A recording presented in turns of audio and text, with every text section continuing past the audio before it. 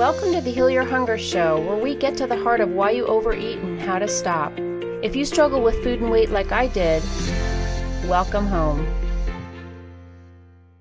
Welcome everybody to the Heal Your Hunger Show. Thank you so much for joining me here today. You are going to love my guest. I can't wait to introduce you to her. But first, I just want to put a little plug in for my new book, Heal Your Hunger, 7 Simple Steps to End Emotional Eating Now. It's out. Yay. You can get it on Amazon. And boy, am I getting good feedback from it. And I'm just excited. I'm excited to bring this information to you. It's my close to 30 years of experience of helping people with emotional eating, that is, and really getting to the heart of why you overeat and how to stop, because to me, that's the real crux of the problem, right? We've got lots of information about nutrition and diet and exercise and all that good stuff. We could probably write a book on that, but when it comes to, really coming face to face with food and those cravings to overeat, I'm really digging into that and why that is and what that's about and how to overcome it. So hope you'll check that out. Thank you so much. Now to my guest, who I absolutely adore, and I've known her for several years, and she is just killing it out there. She has been for years and years and years, and her she is a New York Times bestselling author. She created the Saving Dinner series. You've probably heard of it. She basically started the menu planning revolution in 2001, making all of our lives so much easier, letting us know basically what to eat, what portions to eat, and how to make it super, super delicious. And she is just really making families eat healthier and cut out stress, and I just love what she's doing, and she'll tell you more about it. But listen, this gal is the host of the Saving Dinner and the Dinner Dinner with the Dinner DV. That's a lot of D's. Dinner Diva. Dinner Diva, and she's one of the top 10. She is one of the top 10 shows on Blog Talk Radio, and she has a syndicated newspaper column. Her Dinner Diva goes out to over 250 newspapers nationwide and in Canada. She's been featured on every possible magazine you can imagine. She does book tours around the country. She's been on QVC several times. I mean, this gal is truly the Dinner Diva. So I want to welcome Leanne Ely to my show, and I hope I'm pronouncing your last name correctly. Did perfectly. Okay, good. Welcome, Leanne. I'm so glad you're here. Thank you so much. What a nice introduction. Oh, well, you are just doing so many good things, and I know for my audience, which consists of emotional eaters and people who are stressed out because we're doing too much and we're saying yes to too many things, and then at the end of the day we're just grabbing the quickest, easiest thing possible because we don't have any meals planned, Right. And we're just obviously making the wrong choices when we're stressed out and overwhelmed. So you're really addressing that in such a simple, beautiful way. And I just want you to tell us really sort of, you must have a personal story around, Saving Dinner and how this worked and how it came about. Tell me about that. Well, I grew up in a home where there was plenty of cooking happening. My dad was a wild British gourmet cook. At least he liked to think of himself that way. And so he did all kinds of crazy things. I was taught at a very young age to eat like frog's legs, for example, at 5 years old. I thought they were the most marvelous things. Nasi goreng, an Indonesian dish, and whatever. My mother used to always say that whenever my dad was cooking, a fire extinguisher needed to be handed. So that was my dad. And then, of course, my mother was just a good standard, I was going to say American, but we were Canadian cook, and we had just very good meals. The only place where I would say where we really were missing the boat was on the vegetables, because even though we had very well-balanced plates, my dad was British and he liked his vegetables cooked to absolute, completely destroyed is what it was. And so I never really learned how to eat vegetables until I was an adult, until I was actually pregnant with my first child. And then I quickly became a huge fan and consequently raised my children to be great vegetable eaters from the beginning. And it all has to do with cooking them correctly. So That's beautiful. Well, talk to me about the Saving Dinner revolution and evolution, right? Yeah. Because you've written several Saving Dinner books, which are amazing. So tell everybody about sort of what those are about and how it saves dinner. Well, yeah, Saving Dinner came along because somebody wrote me a testimonial.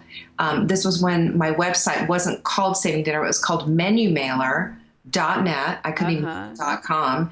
And Menu Mailer was just basically I emailed everybody a menu, subscribers, and a menu every week with recipe shopping lists, the whole bit. So it was all laid out for them. And of course, the evolution of Saving Dinner was I quickly found out that not everybody ate the same way that I did.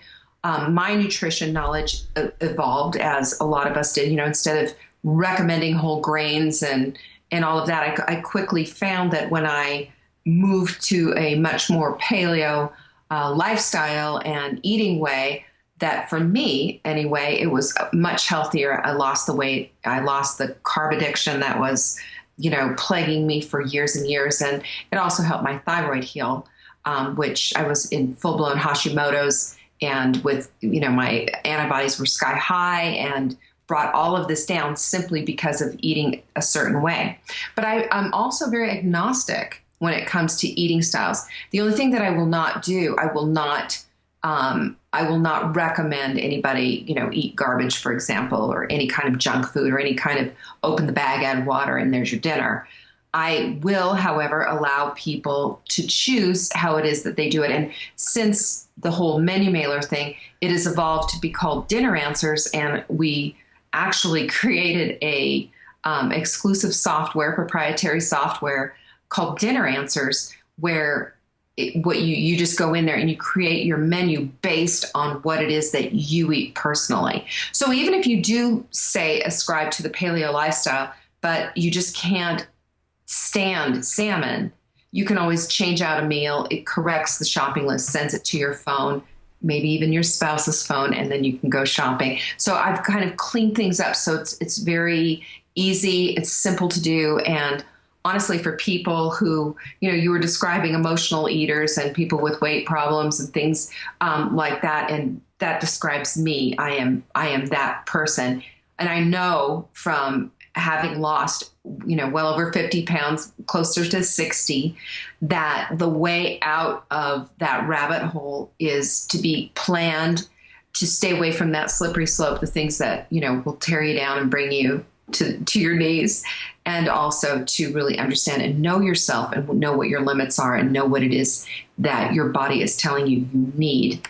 And also signaling if you're craving a certain thing, what nutrients you might be lacking. Beautiful. Wow, that's amazing. And I know so helpful to jillions of people.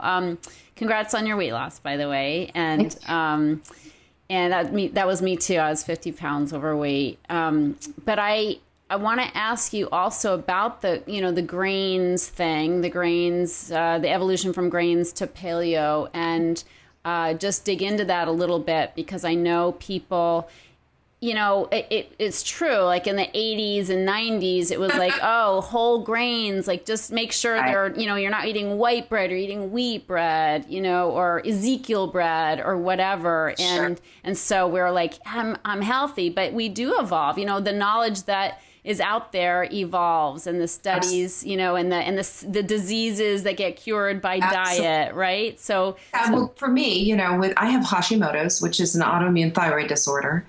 And that means that the antibodies are attacking my thyroid and trying to destroy it.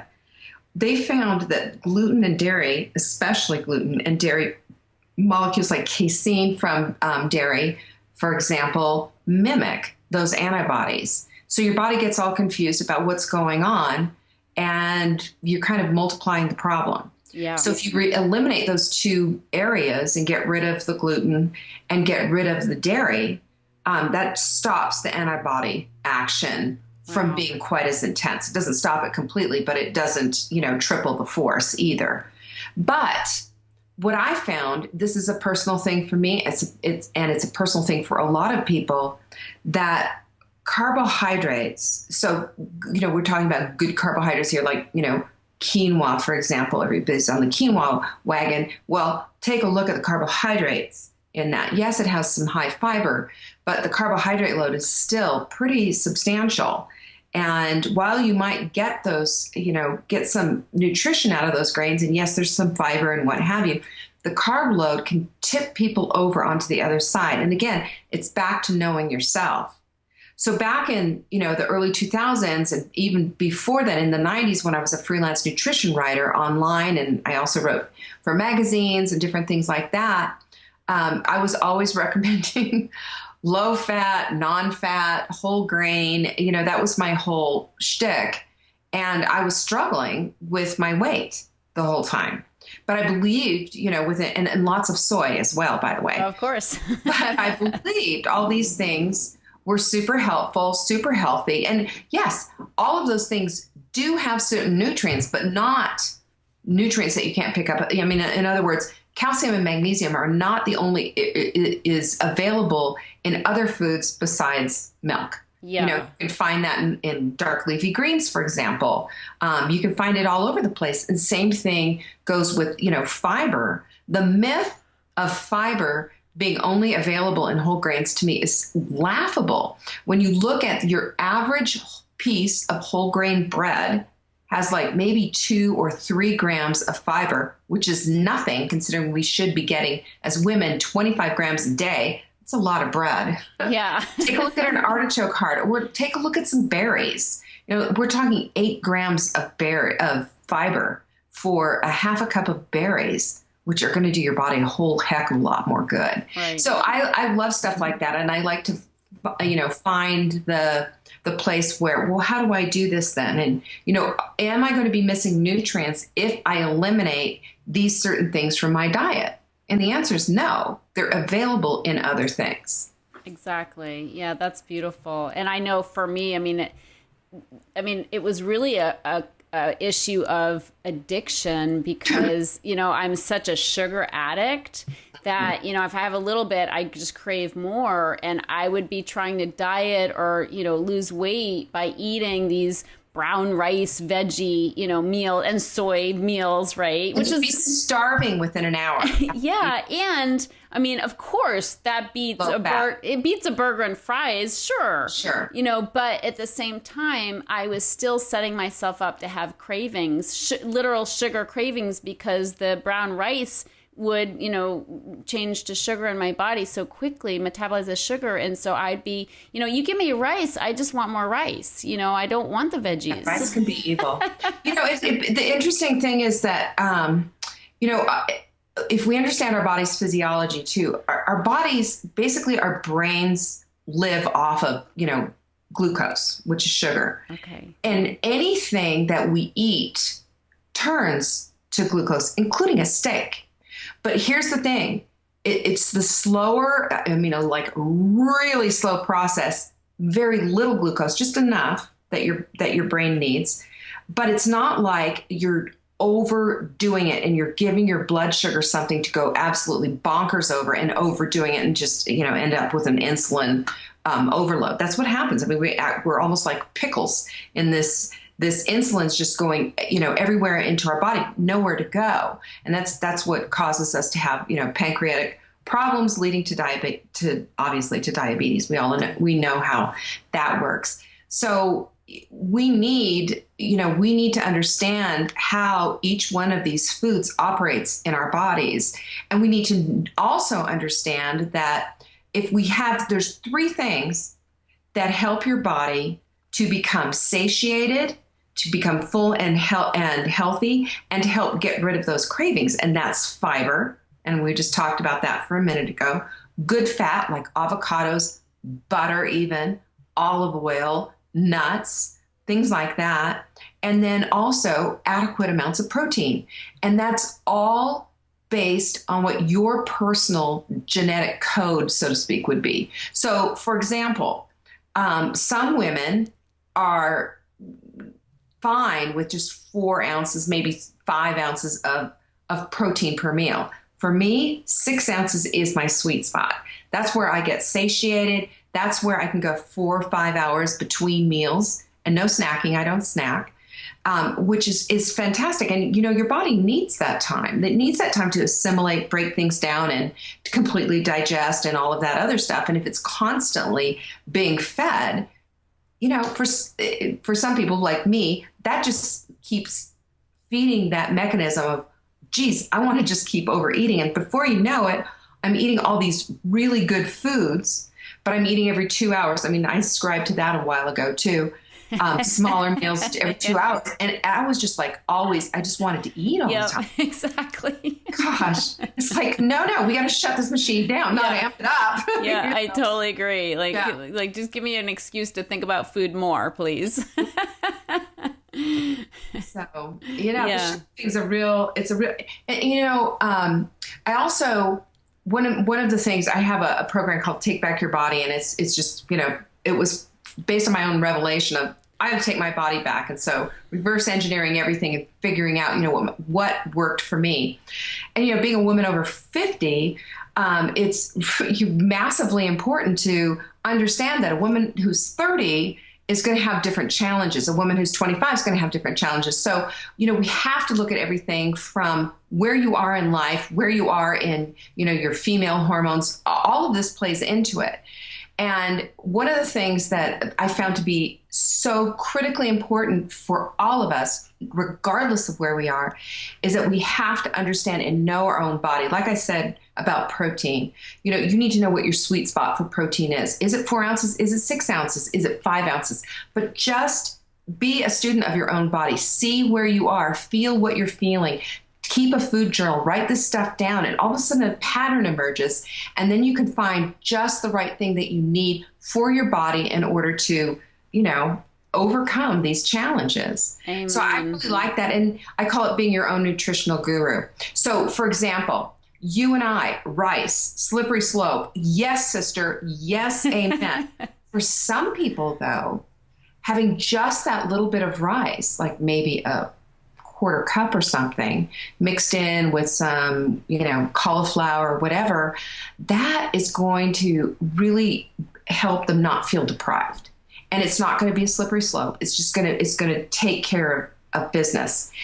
We're all different. For some people, they can have a little bit. For other people, it's like, you're an alcoholic and here's 8 martinis, see you later.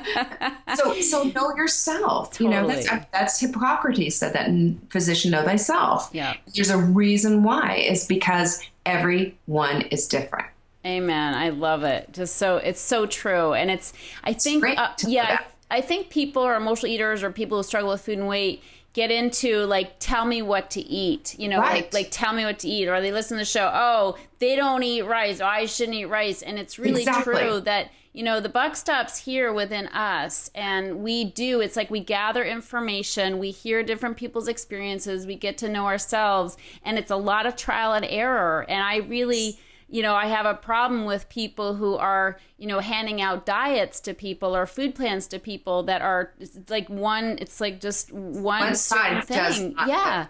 Not at all, because people have different allergies, they have different sensitivities, and reactions emotionally, the whole gamut, or however much exercise they're doing, they're going to need more calories. And so it's just so important to gather information, be open to people, sharing their experience, but always come back to yourself, get still and quiet. And like you said, listen to your body and make the decisions. And again, you might make the wrong decision and end up with a catastrophe, minor catastrophe of eating too much or being too hungry or whatever. But, ultimately you're going to find your balance. Yeah. Sure. And I think the food journal, there's 2 other things that I think that are so critical to getting over this whole emotional eating thing. And that is, one is to take charge of your eating, take charge and don't depend on gurus. You are your own nutritional guru. If you take the time to listen, to journal, to keep a record. So again, you can see the patterns and to understand the emotion attached to it, because that is, to me, that's the breakthrough. That's when you start to go, aha. Yeah, so when I do this happens, and here comes the avalanche. Or when I do this and this is where my victory is, and this is where my success is. So I need to do these things. Yeah. And then the other thing too, that's really important for all of this is, besides listening, besides writing all this stuff down, is making sure that you are ascribing to what it is that your body needs, not what somebody else tells you. I can't tell you how much that drives me crazy. Right now, the big thing is the keto diet, and everybody's eating all these, all this fat, and they're not eating all this other stuff. And believe me, I've given them hugs and seen them at conferences and stuff, and they smell like ketones. So, I know, and yes, it works. And yes, your body likes to run off that certain way, but it's not necessarily for you. It could be, but until you start journaling and until you start making notes, until you start really getting down to that, you're never going to know what works for you until you take the time to journal it and write it down. Those have been humongous breakthroughs. No, I totally agree. Coming back to ourselves is so important, and I also think too, emotional eaters are very prone to that quick fix mentality. And I think that's why diets are so seductive, because it's like the next bright, shiny object. I mean, that's why they put all these diets in the checkout, lane as right. It's like, the chocolate cake on yeah, there's my answer. Like my answer's right in that little magazine that's going to give me that specific diet. I mean, there's a jillion diets out there, and they, still statistically 98% of them fail. So, obviously we do have to have something sustainable that's catered to us and tailored to our own needs. And also, of course, my big thing is dealing with those emotions, dealing with the underlying causes, so that you aren't craving as a painkiller, a form of escape, or punishment. So it's so key. That's awesome. So tell me about your answers. I'm forgetting the name, but the dinner answers, and how that really works. Okay, so Dinner Answers basically is a software that we developed specifically for saving dinner. And people can log in and see whatever style of food that they want to eat. If they want to go low carb, if they want to go paleo, if they want to go autoimmune paleo, if they just want to have a healthy meal, if they want to choose vegetarian or vegan recipes, you can do whatever it is that you want, because every recipe is tagged within the system. So you basically have access of 17 years of my recipes. So there's thousands and thousands and thousands of recipes. And then you can create your own menu based on what it is that you like and not what it is that somebody's telling you. And that gives you your shopping list, and that shopping list can then be sent to either your own phone or a spouse's phone or whoever's picking up the groceries. And it just keeps the whole thing so much simpler, and it keeps it, so that you're not ever in the position of being at anybody's mercy. Yeah. I found that the better prepared you are, and the more that you cook for yourself, which is another subject entirely, the better off you're going to be, because you have absolute control. When we go to, like, for example, we go to a restaurant, I don't care how healthy a restaurant it is, farm to table, whatever, you aren't necessarily going to be getting every single ingredient that's been curated and picked out for you. They might not be using the best cooking oil back there in that kitchen. True, they might have some heirloom vegetables that they've gotten, and they might have some, grass-fed meat or whatever it is, but you're not necessarily going to be getting the very, very best you can get when you're the one cooking. You're the one putting in 1 tablespoon of olive oil, not 4. You're the one that is picking out the grass-fed Kerrygold butter and putting that in, not just some butter that they got through their restaurant supplier. So I'm really adamant about people taking control of their food by virtue of the fact that they learn to cook and can cook for themselves and can control their ingredients and control their whole eating experience. Absolutely. It just makes such a difference. It does. And I will add too that there's a spiritual quality to preparing your own meals, going to the farmer's market. I mean, I feel so good. On Sunday mornings, I don't really want to go to farmer's market. I really just want to stay in bed, and watch the news programs. But it's only like 3 blocks from me, and it's an amazing farmer's market. And When I go there and I buy these organic, yummy vegetables, and I pay the guys who just came from the farm. It's a family farm, and they've driven 2 hours, from Central California to come down to LA, and I pay them, and I see how hard they're working, and I see the other people in line who are buying their veggies. The whole experience jazzes me, and then I get home and I have this amazingly fresh, it lasts a lot longer in my fridge than the stuff I buy at Whole Foods, And then I'm cutting vegetables, and I make like the most awesome salads. Like, I love my salads. And as I'm making my salad, and I live really close by to really healthy restaurants that are kind of fast food in that they can make a salad really quickly for me, but it's not the same as sitting there and cutting my vegetables. And what I'm really doing is I'm affirming that I'm worthy of this care. I am worthy of this care. The time I'm taking, from other things I could be doing and focusing on feeding myself a healthy meal is so spiritually enriching, and it just adds to my whole sense of self-worth that then builds on itself, because then I feel more worthy of better treatment and more exercise and more, healthy choices. And it's just the whole package deal has so much more to it than meets the eye. Well, and there's also the connection part too, because we are connecting in community with the people who are growing our foods, and we're seeing carrots with dirt on them, and we're seeing this glorious, lettuce or kale or whatever it is that was just in the ground hours before, they got to the farmer's market. So it's an experiential thing as well, and it supports our local communities and our local revenue. Yeah. I love to do that. I love supporting communities. I love supporting somebody who's working hard to do the right thing agriculturally or with, animal husbandry wise or whatever. And, you're paying a few dollars more, but you're supporting your community and you're getting in there. It's almost like getting your own hands dirty, just by, having a conversation, getting to know the farmer that grew your vegetables and stuff. So there's a whole I think a psychological profile to that as well. Absolutely. It really does. And the guys I buy my lettuce from and my sugar snap peas and whatever, tomatoes, the guys by name. Yeah. And they always, their dad is from Boston. I'm from Boston, and their dad is from Boston. So they're always, and it's their dad's, they work with their dad, and, but these brothers come down and they always have Patriots, like Red Sox and Patriots, like t-shirts and baseball caps and everything. So it's like a whole nother element. And everybody who's from Boston is always joking with them about the Patriots and all this kind of thing. So it's a heartwarming experience. Yes. Tell me what you think about, this preponderance, of these companies that send out pre-cut, veggies and, the menu and everything else. Tell me, you must have an opinion about that. I have quite an opinion about that.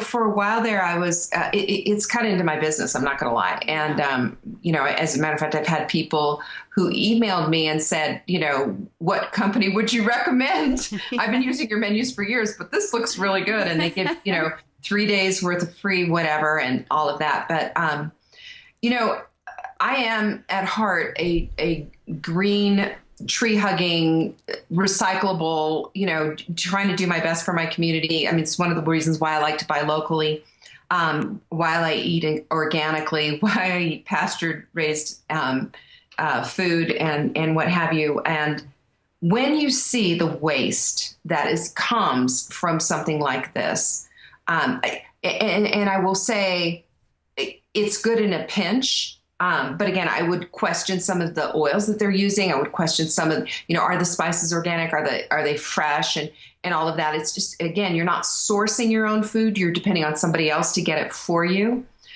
So there's that component. And my boyfriend's daughter lives close by here in Boulder as well. And she was telling me about her experience with one of these services because she had a coupon and, let's try it. Let's see how it works. Yep. And she said, I couldn't believe all the trash that it made, all this stuff. And I said, well, send me a picture. So yesterday she sent me 4 pictures of everything that she had. I thought it was for a whole week, and it was only a couple of days of meals. And it was ridiculous. It would almost fill up a whole trash bag with all these little individual containers, all this plastic and paper. And, you know, God love them. A lot of them try to do a really good job in using stuff that's going to be recyclable and what have you. But still, had you gone to the farmer's market, had you sourced this stuff yourself, the difference would be night and day. So they're 10xing their trash, really. Yes, that's really true. And then, you know, think about this. It's got to be shipped. It's got to come, you know, there's all of the, you know, fossil fuels that are being used in order to get this out the door.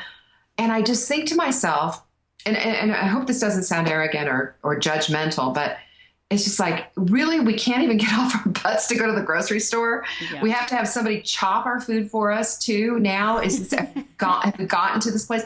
Is the next service going to have somebody come to our house, cook it for us, and then, you know, feed us with a spoon in a high chair? I really wonder, you know, how far are we going to go? Now, in a pinch, give it a try and see if it works for you and what have you. And do be aware of the waste that it's making. Make sure you're using a company that, you know, has stuff that's recyclable. It's not all going to go into the landfill. But at the end of the day, it's always cheaper to do it yourself.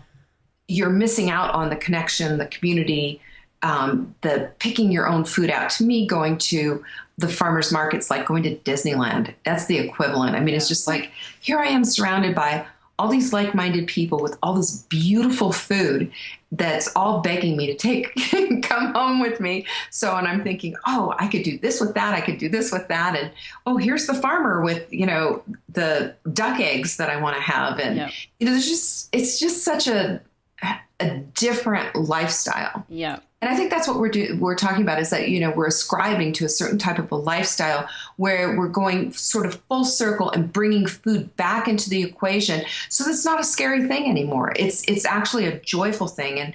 And the art and craft of cooking a delicious meal, and the you know, it's in our DNA as women, by the way, to have this nurturing gene. It's in our DNA. And there is nothing like serving a meal to your family or your loved ones or friends or whatever, and just really saying, you know, I love you. Here's eat. You know? It is. It's so wonderful. And I will say, for people who are listening and they're so strapped for time, those meals are so much better than what you're going to get, you know, on your way home from McDonald's. So for, you know, it's all everything's relative that we're talking about, you know, but I have tried those services, and well, for one of them, I was thinking to myself, because I cook for myself, my husband and I eat differently. So he shops and prepares his own food, and I prepare mine, because we're both, you know, people who have been obese and, you know, have our own needs, and they're not the same. So I do my own thing. So I bought one thinking, for me, it wasn't enough food. Like for one of them, it was like, oh, I'm going to pay this much money and I'm going to split it. This will be for 2 nights, but it wasn't enough for the next night. And then I found another company that was a lot more food, and it was the right amount. It wasn't too much. And they did paleo and that kind of thing. But I agree with the waste. I felt really guilty about all the little plastic bottles are cute, but there is a lot of that, plus the box that comes in, plus the, you know, the freezer packs and all that kind of thing. And then you think about it, you do it week after week, and you're just one person, and think about how many people are doing that, how much landfill, how much is this stuff getting recycled? Well, and I really couldn't. I mean, again, if you're a busy executive, you know, and it gets you to cook rather than eat out, great. But for me, the expense was, I couldn't, you know, with the coupon, great, with, you know, ongoing, I couldn't justify the expense when I can literally go buy some veggies, and it doesn't take as much time as I always think it's going to take to stir fry cut up and stir fry vegetables. So yeah, it's a big money saver to cook. It is. But your solution is so nice, because it's really halfway in between not knowing what to do and just giving up and buying, you know, food out or ordering takeout, you know, versus getting everything cut and chopped for you. You know, you're right in the middle, where it's you have a list. You can go literally to the store with a list, because to me that's the hardest obstacles. I don't know, you know, like I don't know what to do, and even though it's probably not that hard to figure out, but still I'm in a quandary and you've got it right there delivered, and in your email or phone, and so you can literally take that to the store. And I just love that. And I know what the things you suggest that are prepared are just yummy, absolutely yummy concoctions. And that's a lot of what I wanted from those boxed things is the recipe, like the cool recipes. So I love your stuff. I just think it's great, and I love what you're doing, and I'm so glad you're doing it because we need that in the world. So I just so appreciate that. If people want to learn more about it, they can go to savingdinner.com. Okay. And great. There's a little place there. You put your email address, your name and your email address in there, and we'll send you a free week of dinner answers so you can try it out for yourself. Oh, that's super cool. Yeah, you try it on. Okay, That's great. Well, Leanne, thank you so much for being here. I just really adore you and all that you're doing, and I'm glad you're blessing Boulder with your wonderful energy and blessing all of us. So thank you. And I have one more question before we close, which I always spring on my guests. You can take a second to think about it, but what is your deepest hunger? My deepest hunger. My deepest hunger is gosh, this is a big question. I know, I'm so sorry. But, it's something that I've struggled with for years, and I think have finally in my later years, I would say, have come to the conclusion that I am enough. So, am I enough has been my biggest hunger, of just knowing that I was enough for myself, for my loved ones, and for my family, and for my friends. I love that. Yeah. That's how you heal your hunger. Amen, sister. That's right there. Yeah. And it is a lifetime journey of coming to discover that, isn't it? Yes, it is. Absolutely. It took a long time to get here. Yeah, absolutely. Well, God bless you. You're definitely enough for me. So thank you so much. And thank you everybody for tuning in. You can go to the show notes to get that information and other, details about the show if you want to review. And just have a blessed day. And thank you so much, Leanne. Thank you, Tricia. Take care. You too.